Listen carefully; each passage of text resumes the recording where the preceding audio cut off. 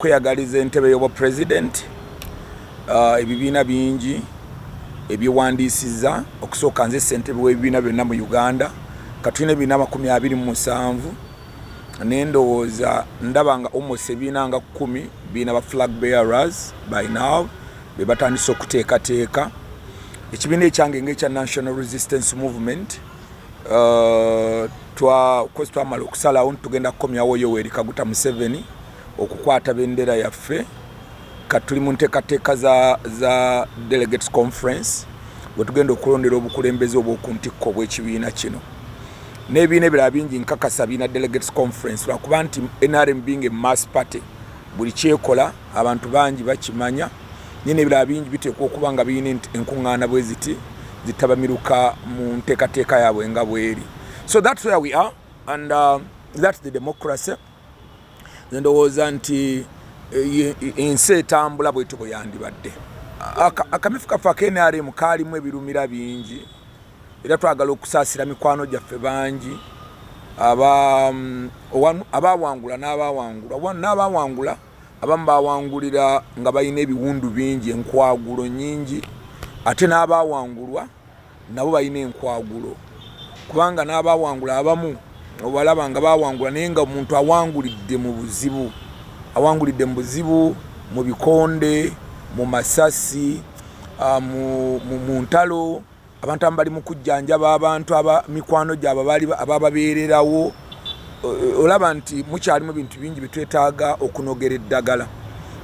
Ekisooka ndowooza akalulu ka layini nako tulina okatunuulira kati kuba kaleeta empalana nyingi ku kyalo kaleka abantu nga beeyuzizzaamu nnyo ku byalo ate nga ne bwoba nga obadde oyagala bujulizi kizibu nnyo okureconstructinga layini eyabaddewo n'ogamba tugizzeewo tugirabe nga bwe yabadde unlike nti luli bw'okola kye bayita vote recount osobola okuddamu okubala obululu obwakubibwa mu ekyero ekyo newankubadde obululu nabwo bwalimu ebizibu nti abamu bayiwamu naye twetaaga okuddamu okwetegereza enkola eno nga National Resistance Movement naddala wakati awo mu kisanja tulabe nti oba oliawo tusobola okukozesa enkola endala mu kalulu akagenda okuddamu aka 2030. Tewali nnyo ekisooka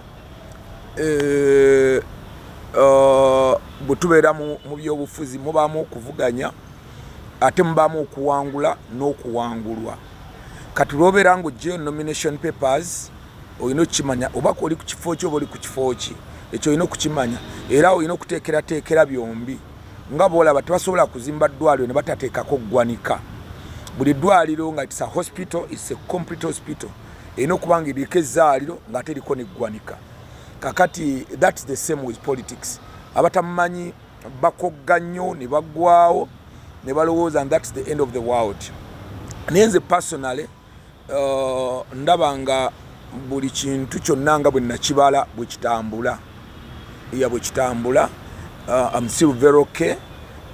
Mu kiseera kino nze chairman wa National Resistance Movement owa Buganda neera nze chairman wa National Consultative Forum omukago okugatta ebibiina for the next 5 years okuva 2025 mpaka 2030. Position gye nyina okuba nayo of course position eno erina okugirako ebirala bingi okusobola okunywera obulungi but we are discussing as a party and position eno one oyina kuba nga oyina ebifo ebirala ate bikuyambako okusobola ogikola obulungi and we are discussing it with the president and the top organ of the party. Ndi very sure ntujja kujjamu ekisinga obulungi okusobola okuyamba okukolera wamu ne Uganda ate n'okusinga ddala okwongera okuzimba ekibiina kyaffe ekya National Resistance Movement. However mu kiseera kino tuteekateeka okuteekawo obukiiko obutabaganya ze bayita reconciliation committees mu regions ez'enjawulo kubanga ojja kulaba nti mu kalulu akawedde twafiirwa mu Buganda ebifo ebigenda 30 naye nga twabifiirwa lwa nsonga nti we had multiple candidates. Abantu bangi beesimbawo ku bifo ne bagwa mu primaries aye ne bakomawo mu general elections ekireetera okuba nti tugabanya obuwagizi bwaffe kwa mu Buganda NRM eyinza okuba nga eri mu bitundu nga 5 oba 6 kati mubeera nga muyina 60% mu constituency ne mujja nga muli babiri mugigabanya either omu naafuna 35 oba omulala naafuna maybe 25 ne mugabanya 60 yammwe ate oli omulala opposition najja nayisawo ne 40% kubanga tulina okwewa abeegendereza ennyo naddala kati one okutunuulira abantu kubanga kooti yaffe gye twali tulowooza nga tribunal eteekwa okuba tesobola kunoga ddagala lya byabufuzi because for it it's illegal. We have a lot of political questions ze tulina okuddamu, so kyetaaga okutambula constituency ku constituency, district ku district, region zonna tuzitambule twogere n'abantu tusobole okuba nga tuzimba okuba nti at least buli constituency tusigaza omuntu omu akutte flag okusobola okuba nga tuwangula ebitundu bino ebya Buganda. Otherwise bwe twali tukoze bwe tutyo a constituency esinga tuyakuddamu tuzifiirwe. Nedda bw'obeera mu lwokaano lw'ebyobufuzi obeera nga akutta omupiira agenda okuteeba nti balina okukulumba balumba obyo bawa yellow card oba red card, naye omupiira gw'ebyobufuzi tebaguzannya nga ali ku practice nti weegezaamu bw'oteeba golo temuli golo, bw'okomawo bw'ogujjayo bw'oguza mu kisaawe nno. Nze ng'omuntu that one I know. Kati of course mulimu oluusi okutaagulwa oluusi nekwa but it's expected, tuba tukusuubira, but at the end of the day era omanya bwaba kutaagudde osobola otya okurebuildinga. That is it. Otherwise bwobanga oyagala kintu ekiri awo nga tekiinaamu anything then ogenda mu kisaawe wekka nga tewali muzannyi yazze n'ogukuba waggulu n'oguzza wansi n'oguteeba n'ogunona n'oguzza. That is it. However olw'okuba nti mulimu abantu abamu bakola ebikolobero, of course twayingirwamu abafere mu kibiina, ababbi abakozesa omukisa gwonna okuba nti batabula ebintu, mulina agula abakwagana n'ebyokulonda register n'azikyusa, n'agula peni ezisiimuula, n'akola ki.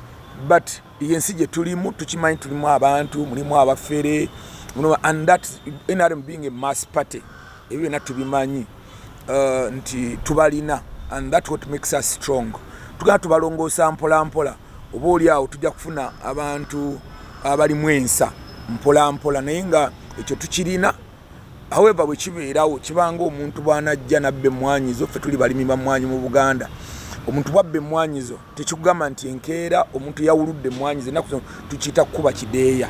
So ng'omuntu ajja nakukuba ekideeya ne banoga emmwanyizo ekiro, kiba tekikugasa nti olwokuba banoze emmwanyi zange ku makya kankeera ntunda ekibanja, kwabula otunda ekibanja then oba ovudde mu game. Ffe tukimanyi ng'abantu ba Buganda nti emmwanyi zirumirisa season 2 ne season z'ebyobufuzi bwe zityo bwe zibeera, oyinza okulowooza nti oziwuludde kati naye nenzongerako ekigimusa ne zimulisa enkeera. Kati mu kalulu ka Central Region aka Buganda mwendi, of course naye tugenda kumala kutuula kati olwayo tugenda kutuula olutuula olusembayo kubanga we are not candidates until Seeking amaze okutusengejja.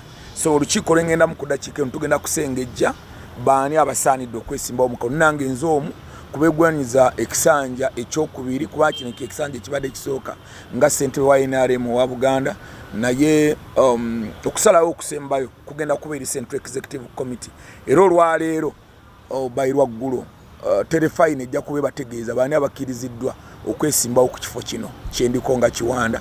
Bwe naba nzikiriziddwa era mwendi mu lwokaano. Kyensiga okubasaba bannayuganda mwenna okuma nti ekiseera kye tugendamu ekyakalulu abantu bonna tebasobola kukkiriziganya naawe, naye ate mukimanyi nti nga 2026 awedde tulina obulamu obulala obuddako, so twetaaga ekyo kimanya. Lekera obwongo bw'okulowooza nti n'olowooza ne bukoma 2026 ne budda emabega, bulina okutowooza 2026 ali ne bugenda mu maaso. Bantu bannaffe tulina okubayisa obulungi, tulina okumanya nti buli kala yonna esobola okubeera mu Uganda.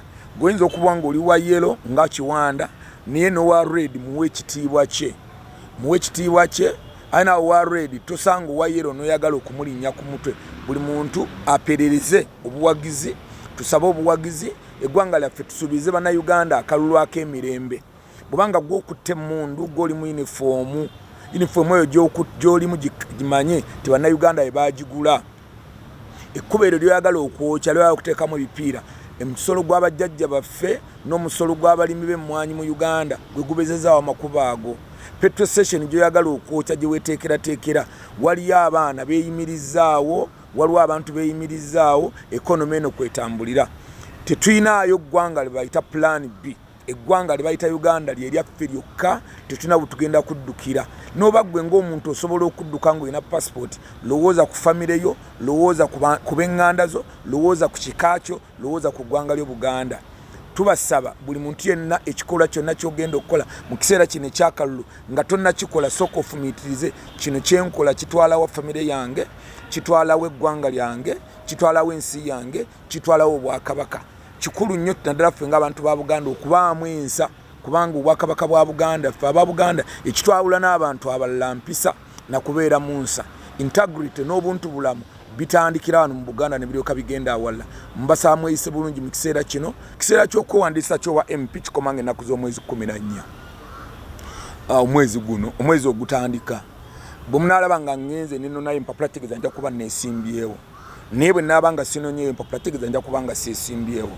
Kati kiseera kino kye tuliko tukyatunuulya amaanyi gaffe gonna gakyali on the delegates conference day, kati kubanga tumanya nti twagala okubuuka omugga nga tugutuuseeko. Ekiseera ekyo nga kituuse tujja kubategeeza n'ekisinga obukulu mu byonna tulina ekibiina. Ekibiina ekyo bwe kimala okusalawo wadde wayinza okuba nga luwaddewo ebadde birumira, then you must go with it, because kati nze mu National Resistance Movement siriimu nga wa bulijjo. Bwebeera nga ebadde Church of Uganda, I'm one of the bishops of the church. So kizibu nnyo okuwulira bishop wange, Bishop Komeko, ng'akoze ekikontana n'ekkanisa. Omukristaayo wa bulijjo naye takkirizibwa, niye omukristaayo wa bulijjo asobola okusonyibwa. Naye nze mu NRM, I'm one of the bishops. So really mba ng'oggyeko ekyo nze nkulembera ebibiina byonna mu Uganda, ngate mbikulembera olw'ensonga nti NRM ye yampeerezaayo. So mu byonna tulina okugeregeranya n'okutunula n'okumanya kye tugenda okukola, n'ekisinga obukulu nti ekibiina kinene okusinga Kiwanda. Ekibiina kirina kuba kinene okusinga ba individuals. Bwe tulabe bwetyo then tetujja kusobola kuzimba bibiina byaffe bya bufuzi. So kyekiri kye nagambye nti bwe babba emmwanyi zange situnda kibanja kyange enkeera. Oyinza okuba byakalulu ne tekinjija mu kibiina kufuuka independent, kufuuka wa kibiina kirala just because nti nno wanzi byakalulu. Nina okusigala nga nyweza ekibiina kyange kubanga mmanyi nti emmwanyi ezo zimulisa buli season. Bwe ziba tezimulisiza ku luno zinaamulisa oguddako. Ate ne mu Luganda tugamba nti omuyizi tafa nsolo bwe yeefa. Bw'okole mu kukwasa kuno n'ogikwasa ku luddako. It's very important because bwe tunaba tetukoze bwetyo tujja kusobola kusitula kibiina kyaffe ekya National Resistance Movement. And that's how we build parties. We sacrifice ourselves for the sake of our party. Tulina okwesaddaaka olw'okuba nti ekibiina kyaffe kirina okugenda mu maaso. So ekyo kitegeeza nti then kati Kiwanda bw'ojja n'ojjayo empapula z'obwa independent, n'ojjayo nti neesimbyewo ku independent, then kyakulabirako ki kyoyagala okulaga abantu abalala, abaana baffe abapya abatandika okujja mu kibiina kyaffe. Of course n'ebibiina ebirala kikulu nnyo okubeera nti nno yes biyinza okuba nti si birungi byokka ebibaddewo, but tunulya future y'ekibiina, tunulya eggwanga laffe giriraga, tunula n'engeri gye tusobola okuzimbamu eggwanga laffe. Aye tulemera kubeera mu byobufuzi nga byakufa na kuwona, because abantu bangi betuyitako nga tebali mu byabufuzi but they are doing very well. So nze ndowooza nti kiba na kikulu nnyo abantu okumanya nti yes ensonga z'oliko ziyina, oyinza okugamba banziba bakola bino, nejjukira nti ekibiina kinene okusinga ggwe ng'omuntu.